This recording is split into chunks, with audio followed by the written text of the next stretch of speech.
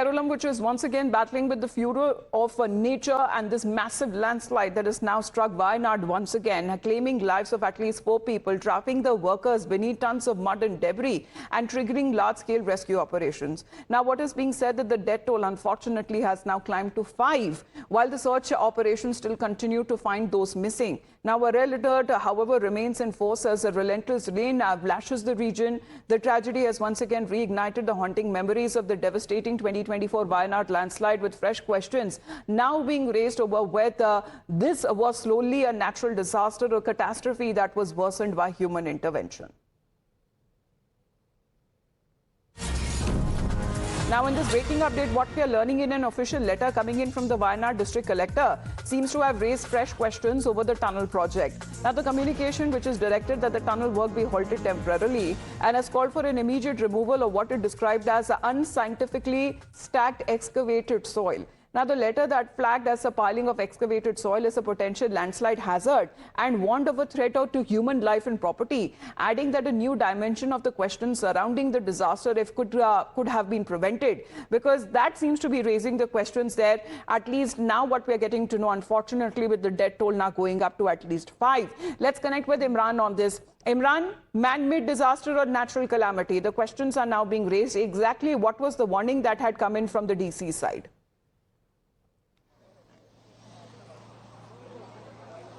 Frame. Imran, can you hear me?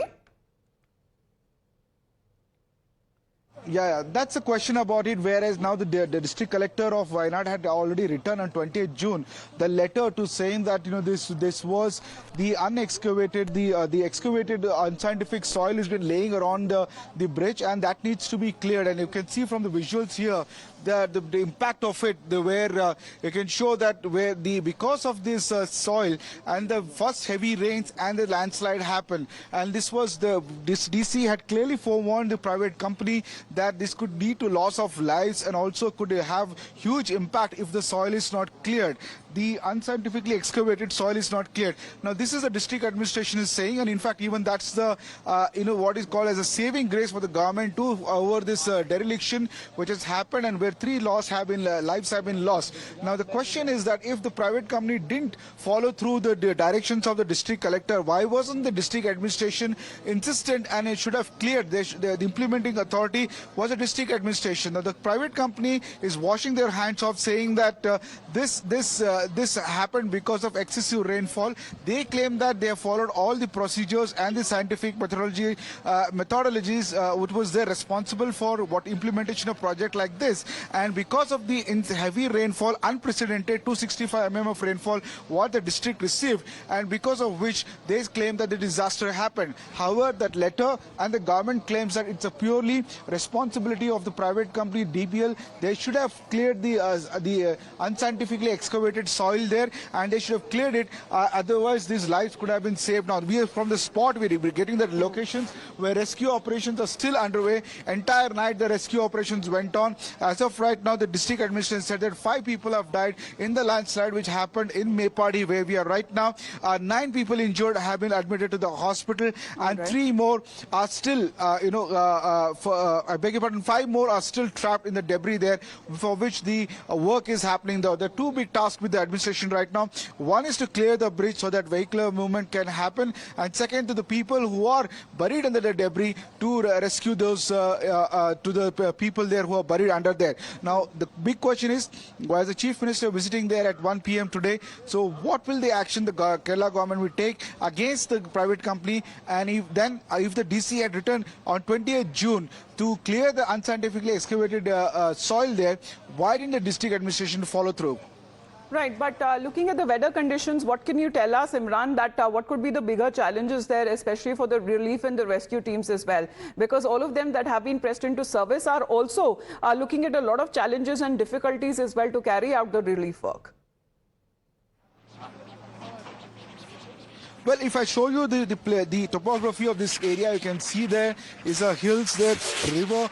So there's a lot of challenges as of right now for the rescue of NDRF team who are pressed here. In fact, two teams were rushed immediately. Yesterday there was a special meeting, and if I can show you the JCBs working there to remove the soil there so that they can reach out to the people who are buried under this landslide there. As you can see, there's a hilly and very, very densely, thickly with trees. So this is a very, very challenging as far as any rescue operation is concerned. The bridge, as you can see there, they're trying to clear that bridge there so that, you know, the vehicle movement can happen. But more importantly, the people who are buried under the debris, as soon as possible, they need to reach them out and remove the bodies from it. That's a big challenge for there. And one can have a look at the topography, can understand what kind of physical challenges will be there because of the landscape there. And these are the yes. if I ask my cameraman to pan and show you the rescue efforts are going on still since last night. The entire day the rescue happened, and the entire night it continued. Now as we speak also, the rescue efforts are underway. All right. Well, the rescue efforts that you can see, and it still seems to be raining, and the peak of monsoons that we are now looking at, and of course, lot will go in while probing the official letter from the Wayanad District Collector that seems to have raised questions over the tunnel project, where the communication seems to have directed that the tunnel work are to be halted temporarily, and that also called for an immediate removal of what it described as unscientifically stacked excavated oil. So was it that the loose soil that we are now looking at the non-compliance with the earlier directions to remove the accumulated soil and call this landslide to be a man-made disaster, as the tunnel project contractor says that it was triggered owing to extremely heavy rainfall? Well, that seems to be a part of the investigation. As Imran continues to be with us, we also talk about how and why does Wayanad in this particular area remain so vulnerable to landslides, because experts have been pointing out to a combination of both natural and human-made factors, and the district's steep western Ghats terrain that is coupled with intense monsoon rainfall and weathered laterite soil as well, that makes the slopes inherently fragile. So that seems to be, you know, why the reason and why this area is very prone to landslides. Of course, it's raining. It's the peak of the monsoons. Then there is weathered laterite and loose soil, deforestation and vegetation loss as well. There has been quarrying and the cutting of hills that has been carried out. Settlements, of course, when it comes to the human presence, they're on vulnerable slopes. And that seems to be the factors that seems to be adding up. And you can see those pictures, they're terrifying, what has been caught on camera when the landslide struck. You can see this giant tanker just moving like that. And there were about several people who were about to come, you know, beneath it or underneath it. But still, as according to reports, what is being said, around 4 to 5 people, mainly workers there of the tunnel project, are still believed to be trapped. Now, the spotlight seems to have turned on the tunnel project at the site of the landslide. Serious questions that are being raised, whether the excavated soil was left exposed or whether the slopes were adequately reinforced. So there are also allegations and warning signs had emerged well before the collapse but were ignored. However, the contractor there has now come out to firmly deny any wrongdoings. In an official statement, the company has said that the project was executed in strict compliance with all engineering safety norms, environmental clearances, and also statutory regulations. Now, this company, DBL, has now attributed the incident to exceptional heavy rainfall in Wayanad, saying that they are also fully cooperating with the ongoing investigation. Now, as it is being said, around 1 p.m., the rescue operations that continue. The Kerala Chief Minister will be visiting the disaster-hit site. Already on part of the Congress-run government there, questions are being raised over this disaster, which they are now labeling it to be a man-made disaster. And the Chief Minister, however, is expected to leave from Thiruvananthapuram to reach Meenakshi Bridge and the landslide site, which during this visit, the Chief Minister then is expected to review the ongoing relief and rescue operations and assess the ground situation, and receive a briefing of the officials as well, who seems to be coordinating in response to the tragedy. So we have seen the kind of response, Imran, that has come in from the Chief Minister's office side, a control room emergency meeting, and he has been closely monitoring the situation ever since the tragedy struck.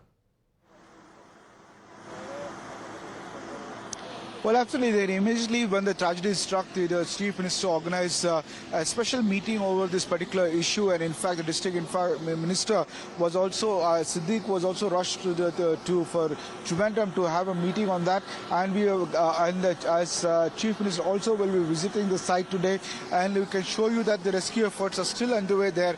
The NDRF teams worked entire day and whole night to reach out to the people who are still buried under debris. 9 people have been injured in the incident. They were rushed to the hospital, and 5 were declared dead by the government. Now, yesterday, because of the heavy rainfalls, no work was happening. Otherwise, the casualties could have been much more. Because of heavy rainfall, the only workers were just here on the site, but no work was happening. But because of these landslide, these casualties were reported. They were what we're getting to know is that the company, according to company officials, think that there are close to around 5 more workers there. But how many locals are there? That still has to be countable. As of right now, 5 is the district administration is saying that more than 5 to 6 people are still buried under debris. 5 had been declared dead, and 9 have been injured in this incident. The question is whether it was natural, it was man-made. Our district collector's letter shows that the company in charge of the implementation were forewarned about it. Investigation. Because that seems to be the only case that we are now looking at, because questions that are now being raised over, was it a man-made or a natural calamity? But let's also talk about how the Congress leaders have been reacting to this tragedy. As we are expecting the Chief Minister's visit to the landslide site at around 1 p.m., Rahul Gandhi has also expressed grief over the tragedy, describing the news of the landslide to be as deeply distressing. And he's offered his heartfelt condolences to the bereaved families and every effort that he says must be built to rescue those who are still trapped. Rahul Gandhi, meanwhile, has urged the UDF workers to extend all possible assistance to those affected, expressing confidence that Wayanad will overcome this tragedy and will emerge stronger.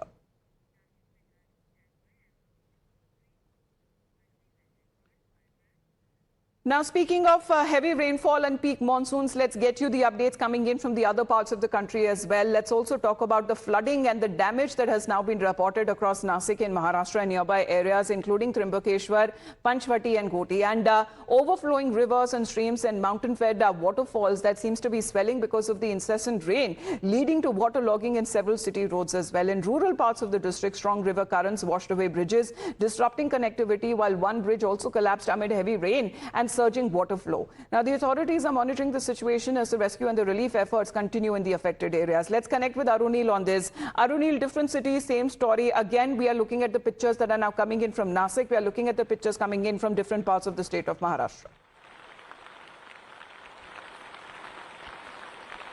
Well, certainly, yes, Samita, good morning to you. Across the state of Maharashtra, again, heavy rainfall has been received today as well. Alerts have been issued by the authorities for different districts. But the spotlight which was there on Nasik yesterday was because a cloud burst was predicted.